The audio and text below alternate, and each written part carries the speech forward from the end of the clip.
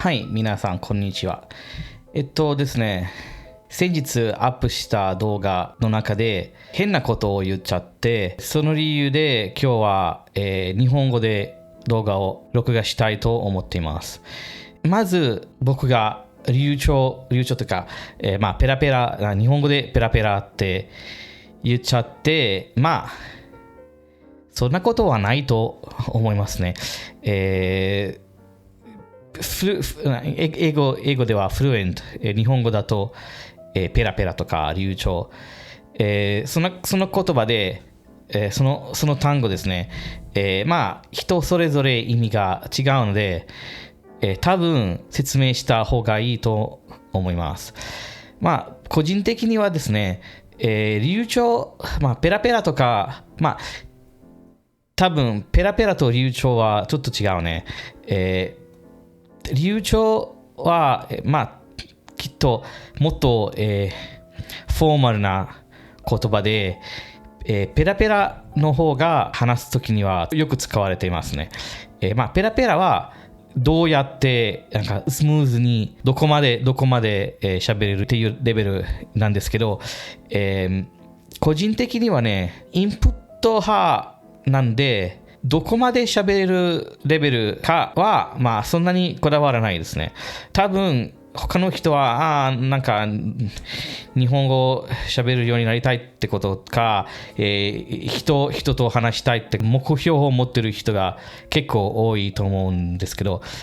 個人的にはそこまでとは思ってなかったのに、今、日本に住んでるんで、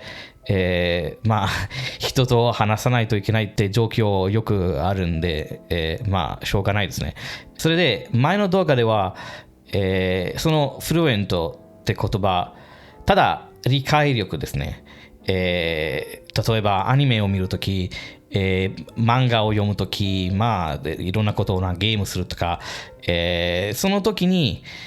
簡単に日本語がわかるってこと。それは自分のフルエント、流暢って概念ですね。やっぱりどこまで日本語が話せるってことは、それは一つの動画をアップした理由ですね。他の理由は、どうやってこのレベルまで、上達できたってことは、僕はね、9年間ぐらいでずっと日本語を勉強してて、大体、インプットだけですね。実はね、正直、それはちょっと違うと思うんですけど、最初は先生と週に1回ぐらい、レッスンがあったんですけど、オンラインレッスン、で、それでちょっと、もちろん良かったと思うけど、そんなに、なんていう壁の感じがあった。ただ、最初はとっても便利だと思ったのに、だんだんその便利さが下がってきたって感じがしましたね。その理由は、多分あの人と話すときには、あの先生はね、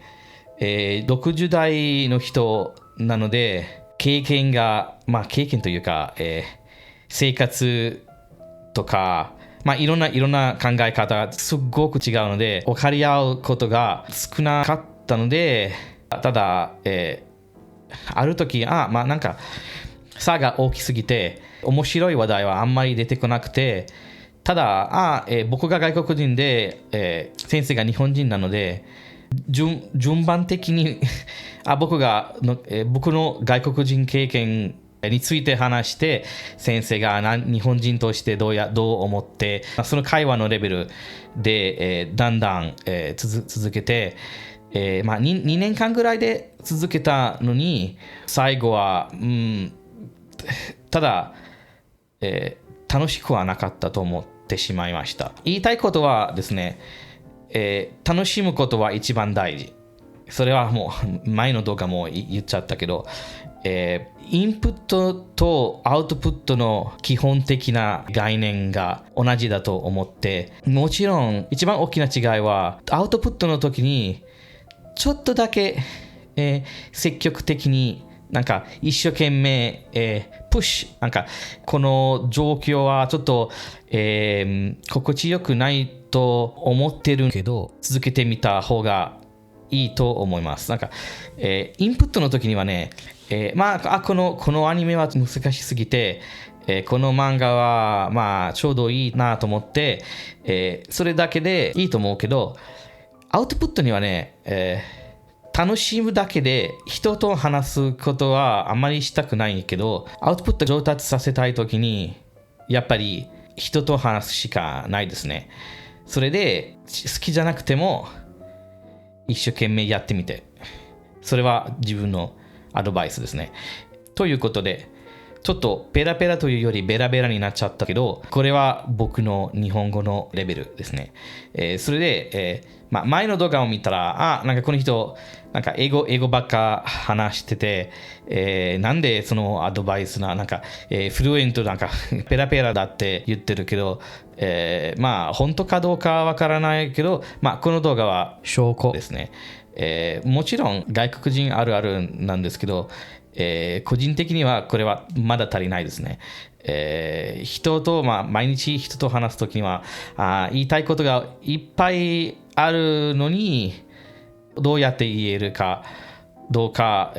そのまだコミュニケーションの壁をよく感じている。じゃあ、ここまで来てくれてありがとうございます。バイバイ。